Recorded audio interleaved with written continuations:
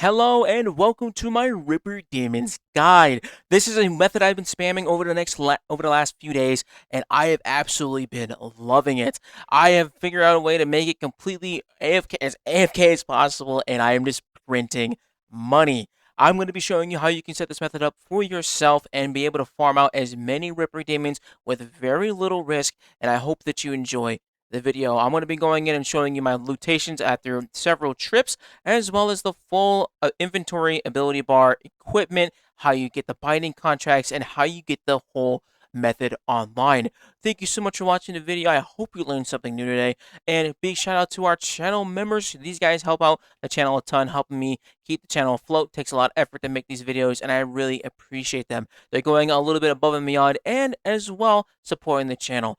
If you are new around here, I am doing a money making mini series sharing my favorite money makers as well as upgraded money makers from the last few years because of the comment update. If you'd like to learn more and get any more information, I have a playlist linked down below for you. Check out the previous videos as well. We just got done doing the Reqs Matriarchs as well as the Dagon Kings. I'm going to be going through a number of money makers that I feel like I could make a bunch of cash with because I am trying to make my first 24 billion gold to be able to buy my very first set of third age dies. It's a big goal, and I want to share that journey with you as I continue to grow the account and help you make some money as well. So be sure to subscribe to not miss a video as well as get some knowledge. Thank you so much for watching. Let's get right into it. This is going to be the inventory you're going to need to get the AFK Ripper guide on the road. So starting off, again, these are going to be as high possible requirements because this is a high-end guide, so you're going to need all the things I am about to show you.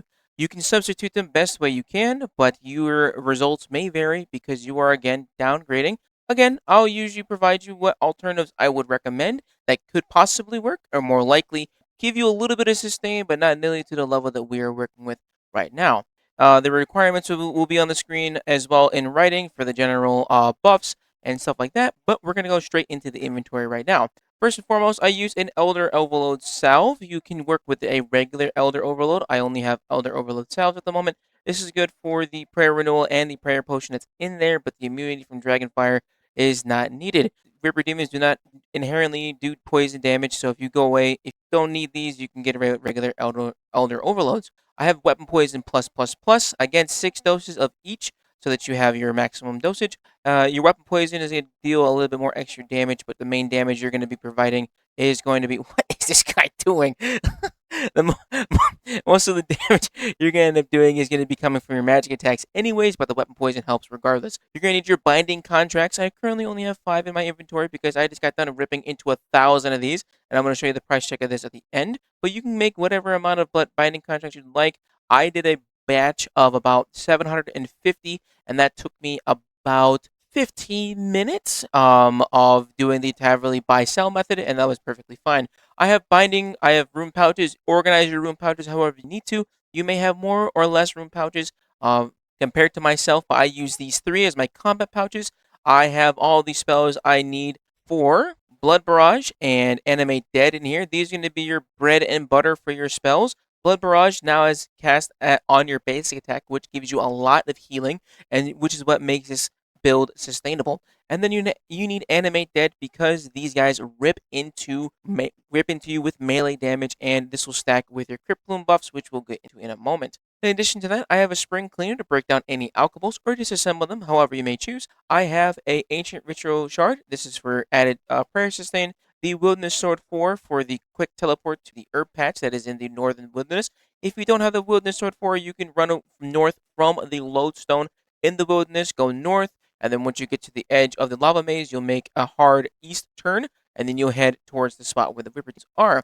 I also have an Holy Wrench for added prayer sustain. You don't necessarily need this because you're going to have penance powder, and you're going to get punched enough times by the Ripper demons that your penance powder should sustain you, but a little bit of prayer sustainability doesn't hurt. I have an augmented enhanced Excalibur. Don't need to augment it, just have the enhanced Excalibur for the added healing. This is unlocked from the Seer's Elite Diary, and you get it as a toggle to give you some passive healing. Fantastic. We're doing it for Lumberjack. I have a Blessed Flask don't need this one, you alternatively use just basic prayer potions to give you extra doses of prayer in case you need it. And then we have meteorite cannonballs. These things can be bought from the Grand Exchange. They're upgraded from regular cannonballs and deal 150% bonus damage as opposed to 100% damage. Again, for the cannon, is nice to have. You don't need to have the meteorite cannonballs. You can use regular cannonballs because you're mainly using the cannon as a way to aggro the Ripper demons around you. And we'll explain why you need to have the cannon and why it's essential in a moment. I have one emergency blubberfish because if you know anything about Ripper demons, is that if you get caught or you mess up the setup, you will die anyways. Does not matter how fast you get hit, but you'll just get instantly popped just because of how strong their special attack is. So a regular blubber, just as you're doing longer trips, your health may dwindle and you may not be able to sustain yourself as much. So the blubberfish will help you a little bit in those rough spots while the ability bar plays out. We have magic notepaper. You can make this from invention or you can buy it on the Grand Exchange. Really cheap right now. Currently only 757 coins, so it's pretty easy to set up. You can buy a batch of 1,000 and just go from there. Or if you have a stockpile already, use your own. I have a Dwarven Siege Cannon here for the 200% bonus damage from the Artisan's Workshop and the upgrade kit as well. Fantastic little tool. You can use a regular cannon, it'll be perfectly fine. You have to use the ranged version of the cannon because, again, if you don't know, there are two other versions of the cannon, the Oda Coil and the melee swiper thing. You need the ranged one to get the aggro set up for the build. And again, we have one noted binding contract Ripper Demon. This is so that you have a pre-slotted here as you note your Ripper Demon pouches. They just go into this predetermined spot. We have Lanthanide Incense Sticks. These things are going to increase the duration of your potions, so your overload and your weapon poisons will last a little longer. Your weapon poison, I think, goes up to 14 minutes, and then your overload potions go up to 8 minutes, which is nice. Just gives you a little bit more time to AFK, or just low input, not really AFK. You can maybe walk away and grab a drink from the kitchen or something, but you're not going to be like sitting here and not getting anything because you have to continuously note all of the kills you're getting. And then lastly, we have Penance Powder for the gain prayer points equal to 2.5% of any damage you receive, and they last for 30-minute waves. I recommend use one Penance Powder at a time unless you know you are going to be doing this for an entire hour non-stop. That takes care of the overall inventory. We're going to knock out the familiar first. Well, you can use a number of familiars. I like to use a Ripper Demon because you end up getting them anyways, and it doesn't really matter. You could use a Hellhound here if you need to, but I think the Ripper Demon for the added damage when some of them are low helps a lot and is going to do you more beneficial. You could rock a Calgarian for the plus 1% bonus damage, but Calgarians add up, especially if you start using scrolls. Don't really think it's necessary. Haven't tested it myself. Feel free to try it for your own. Going into the inventory and our gear, we're going to start from the top row and work our way down. We have the Vampirism Aura. This will be changed into the Vampirism aspect, but you're going to be losing that because you have to be using Animate Dead for the entire time of the duration. You are going to end up using no other aspect, so this one will be null and void. Next thing is the full Crypt Bloom set. We have 1, 2, 3, 4 pieces of Crypt Bloom, and the Crypt Bloom set effect is mostly what we're doing that allows us to have some strong sustain. Incoming damage, magic damage is reduced by 12%. Does not matter because they deal melee damage. Increasing melee damage is reduced by 8%. If you have at least 3 pieces of Crypt Bloom on, your incoming melee damage is reduced by an additional 4%, granting a total of 12% damage reduction. This stacks on top of your Animate Dead, so you're going to end up getting Animate Dead provides a total of gain 10% of your armor value as flat damage reduction, as well as gain 25% of your defense level as flat damage reduction. This is really good, and so when you have both of these things active, you are pretty much an unkillable tank, and Crypt Bloom is a fantastic piece of your arsenal, and highly recommend is picking up if you don't have it already. Useful at a plethora of bosses, especially if you're learning, so it's just fantastic for this method as well, because it makes you extra tanky. We have an Amulet of Souls ornamented. You don't need an ornamented version, just get a regular Amulet of Souls. Main thing here is for the added protection prayers when you don't have Reflect up, or I'm sorry, when you don't have Devotion up, getting that full melee damage reduction. We also have a Scripture of When. This is the best in slot book here. You could maybe dabble in a Scripture of a Masket. Main reason why is because the Scripture of a Masket will give you added bleed damage and also an AoE effect, but the Scripture of When gives you a big burst damage AoE area, which is helpful for one-shotting the Ripper demons and just getting them off the board as soon as possible. You could dabble in them. Again, you could swip this one out if you'd like to, but this is the scripture one is what I like to use. I have an Igneous Cow Zuck cape. You could swap out the Igneous Cow Zuck for the regular Zuck cape for magic. I don't recommend downgrading to anything else because you want to have as high magic damage bonus as possible. I have a Nexus here. You can use Aramorgos or base Nexus if you'd like. The main thing that you need here is having the chance to use defensives because we have Barricade on our ability bar, and we'll talk about that in a moment. I use the Roar of Awakening and the Ode of Deceit. Mine are tier 100 because I've used a Shard of Genesis on them. I cannot downgrade this, so I do not know how base 95s work, but I believe it should work perfectly fine. It's a little bit weaker, should still have 100% accuracy, so it's just a little bit more punch if you have your item sharded. You can swap this out with a Fractured Staff of Armadyl. I have tried that one out. It worked perfectly good. Getting the added critical strike damage on your attacks was helpful. And you could also use a Masterwork Spear, a Masterwork Staff. The main reason why is because the Masterwork Staff gives you an added 2% healing off of any of your abilities that you cast, and stacking that with Blood Barrage is really good, giving you a grand total of 7% healing. Blood Barrage, I really like this change for Blood Barrage, which your basic attack heals you for 5% of the damage dealt. It is amazing, and is what makes this build come online. And then additionally, we have Cinderbane gloves for that added poison damage. If you're really struggling, you could maybe swap this out for Crypt Plume gloves. Outside of that, keep the Cinderbane gloves. And then I have a Ring of Death. The Ring of Death is in case you accidentally mess up the setup and you can pick up your cannon and teleport away. If you end up dying and losing your cannon will end up staying in the same spot where it was planted before, and you just have to go and retrieve it. So that is covering your inventory, your equipment, and the familiar of choice. Now let's go over the ability bar. As an added bonus, I did test this method out with Masterwork armor with the chest pieces and the chest piece in the bottoms with the Cinderbane gloves and Cripploom helmet and boots. It worked perfectly fine. I was able to survive everything. The initial setup was a little bit more dangerous because you are going to be a little more squishy at the beginning. And I also did forget to put on Animate Dead for the added damage reduction.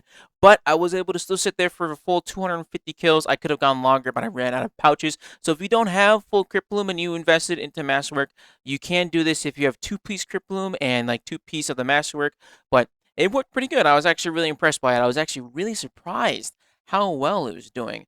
I did need to eat a little bit more food than usual, so I brought they Ripper Demons drop sharks, so I just picked up the sharks, I ate them, and then it was perfectly fine from there. The sustain from Blood Barrage will keep you alive, and everything else from the ability bar will keep you alive as well. I did want to mention the perks I have on the armor set. I have Devoted 4, Invigorating 4, Devoted 4 for the additional devotion procs to keep yourself alive and then getting the maximum amount of melee protection as you are sitting at the Ripper Demons. We have Invigorating 4. Invigorating 4 is pretty neat because it allows you to gain more adrenaline for your basic attacks. And because we are spamming Blood Barrage here with our basic attack, that is going to be just generating most of our adrenaline here and being able to get a little bit more adrenaline. It helps a lot with getting to those ultimate abilities. For our legs, we have Enhanced Devoted 4. Again, you want to have Enhanced Devoted and Devoted to have more chances of getting those devotion procs. These are both relatively cheap. I think devotions from Saradomin components and Enhanced Devoted from faceted components, you can really easily. And then for the other ones, I have Relentless 5 Venom Blood. You can swap those ones out if you'd like. Do not need to have Relentless 5, but it does help. For your ability bar, you're going to have everything set up in this order. Do not set up any variants unless you are testing for yourself. I have Devotion, Natural Instinct, Tsunami, Raider Sunshine. You can have base Sunshine. That works fine too, just less duration. Barricade, our basic attack, which will trigger our Blood Barrage. Magma Tempest, Corruption Blast, Greater Chain, Ice Asylum, and Dragon Breath. And then for the additional pieces that I've put on here, because you have a few slots left over, I have Animate Dead here, because you're going to be proccing that one pretty often. I have my Outer Overload Salve, and then we have Runic Charge. Runic Charge will proc off of and empower your Dragon Breath, which helps one-shot some of these demons, which is really nice. I use it every now and then when I notice it's off cooldown, and I can hit up to a critical strike of 17,000, even in full Crit Plume, which is kind of funny. But that is your full ability bar, and this will get you off the ground and going. Okay, ladies and gentlemen, let's talk about binding contracts. This is how you actually summon and trap your little Pokemon Ripper Demon inside of a summoning pouch. You have to complete the Dagon by Mystery and requires 6A Archaeology, Contract Clause, Embrace the Chaos, and be qualified as an assistant with the Archaeology Guild. Once you've completed the Dagon by Mystery, you can start making binding contracts. To make these, you're going to have to get 2 Blood of Orcus, 2 Hellfire Metal, blue charms, spirit shards, and regular pouches. These are going to be great, and you'll just end up accumulating these either if you're an Iron Man gathering them yourself, or if you're a main buying them on the Grand Exchange. I do notice that they are a little expensive to buy. Blood Orcus is like 12k usually, and then the Hellfire Metal is around like 8k. You're going to be making your money back on these because every single Ripper Demon is usually around 80k or up. Right now, they're at a little bit of a peak because of the combat changes, but you're going to make your money back regardless when you start making them.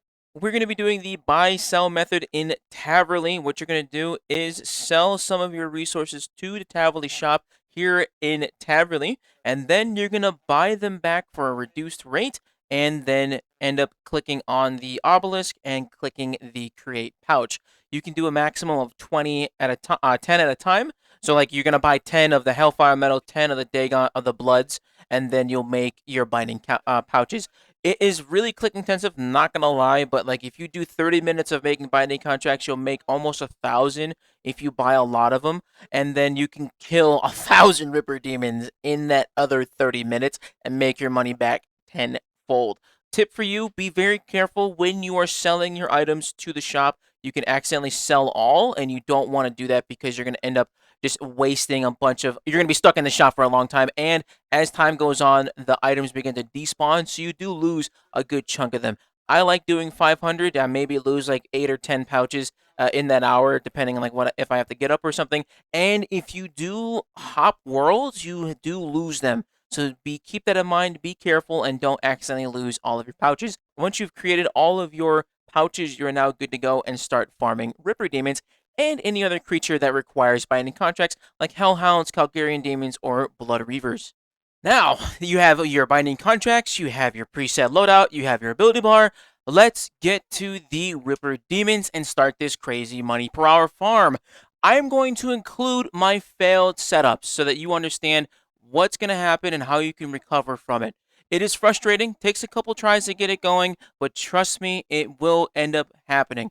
So we're going to end up teleporting to the herb patch in the northern wilderness. And shout out to this guy who said thank you for the videos. Much love to you. And if you're watching this for the first time, I appreciate you a lot. Thank you so much for coming by. It means a lot. It takes a good chunk of effort to make these videos and a little bit of pride because these are like my favorite money makers, and I could definitely go with not with gatekeeping these because I want money, and I know these go down when I upload these videos. But hey, man, share the wealth. So you're gonna go to the herb patch, run north, go to the tip of the penis that is the beautiful little maze. You're gonna head straight right. As you are heading towards Ripper Demons, start proccing all of your buffs and get your ability bar up, get your poison set up, get your sticks overloaded, get everything set up, get your animate dead, protect from melee, and as you run the setup to the spot, it is going to be in between these little lava pouches. You're going to see me click onto it right there, and we're going to walk up to it.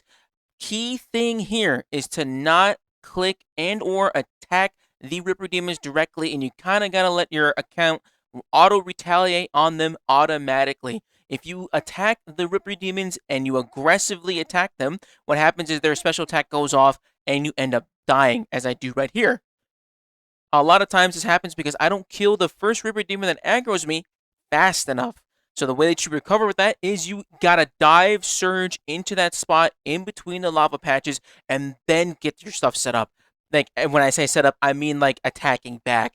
Big problem here that a lot of people suffer from is that they end up trying to aggro and murder as many Ripper Demons and get into the method as soon as possible. You need a little bit of patience. They get it set up and then you're good to go. This was a successful setup here. I had full adren, made sure I had all my HP back up after dying. I have everything on my preset set up. We're good to go. Teleport back to the herb patch and we're going to run straight back to the spot. Here we are setting up. We are going to dive, drop the cannon in the center, and we're not going to turn it on immediately. We got to get rid of these first demons. So we start hitting them back, start going through it, got the book proc, everything else, and they're slowly dying. You want to make sure that they're all dead before you start aggroing more. You may have one or two that pop in and jump you throughout this, but if you only got one on you, you're fine. So make sure you get them all killed, wait until they're all set up, be a little patient, and then from here, turn your cannon on and begin aggroing the rest of the Ripper demons around you. Here, just let it go to town. Watch your inventory get filled up with the Ripper demons. Each pouch is roughly 92,000 gold right now, so that is insane value in itself. I have almost 600k in this inventory immediately, and there's at one point when the book proc, like the when book procs, and I kill like 6 of them at one time. It's insane. So now I sat here for the entire duration of 250 pouches. It took me about 12 minutes to get all those kills. If I had more pouches, I could have sat here for about 15 to 7,500 kills if I had that many pouches, as long as I had the overloads and the weapon poison dosages to do it. The way that this build works out is because all of the abilities proc in a specific time, and you just keep everything up. All main thing you're looking at is your buff bar to make sure that your overload stay up, your enemy dead stays up, your book proc is on, your poison is on. All of these compounding buffs add up to a super tank, and this is where all of your account is just solid to go. Again, if you're using lesser equipment, this may not work as well because you are downgrading your equipment, but that is the cost of just not going for those big upgrades. Highly recommend it, and this is a great way to build your account. I'm working towards trying to make 24 billion gold to get my first set of 30 dies, and this is one of those methods where if I don't feel like going bossing, I don't have the time to, or I just feel like watching TV, I'll just set this up. The longest time, most active part of this whole method really is making the binding contracts, and I can make about 500 binding contracts in about 20 minutes.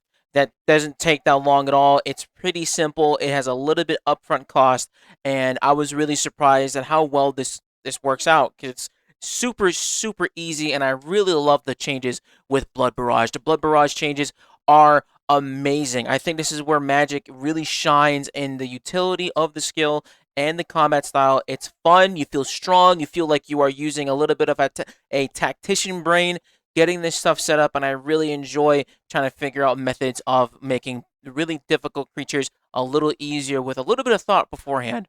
You're going to be seeing me take 0 damage a lot of times, and that is because of the devoted perk and the enhanced devoted perk. The way this works is every single time you are hit with damage and Ripper Demons causing bleed damage with the slaughter attack that they have, you're going to be getting constantly procced, and that is a chance for devotion or enhanced devoted to proc on top of the devotion that you have on the ability bar. So you have 3 chances to have full damage immunity from these monsters, and that is really good. Every time the devotion proc from the perk, that is going to be a 5-second window of when you take absolutely 0 damage, and you can get a little bit sustained from your Blood Barrage. If you are using Ice Asylum and you are really low, I highly recommend just spamming the basic attack for on the pile to get to 100% adren, and then using the Ice Asylum if you're really low on your HP. It happened to me a few times here. I used my Enhanced Excalibur instead, because those two things share a cooldown. So if you use your Enhanced Excalibur while it's in your inventory, it's going to cause Ice Asylum to go on cooldown, and vice versa.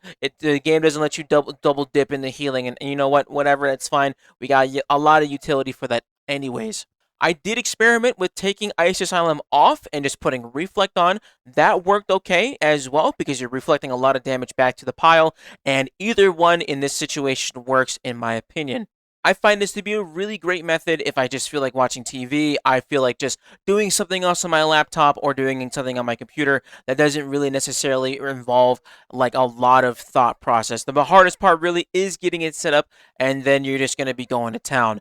Again, with this having such high requirements, I do recommend using the wand and orb for your weapons, primarily because we're using Corruption Blast in our ability bar, and the way the Roar and Ode work, their passive is that you get corruption stacks, and these corruption stacks increase your bleed damage, and they also increase how much adren you gain from basic attacks, which is really good in this situation, because with Magma Tempest and Corruption Blast costing 25% adren, being able to save any or gain more adrenaline is really good, because you're spamming your basic attacks in all the time throughout this entire build. You're getting so much value back from that, and those stacks really come and they really shine during this whole endeavor when you're going down range.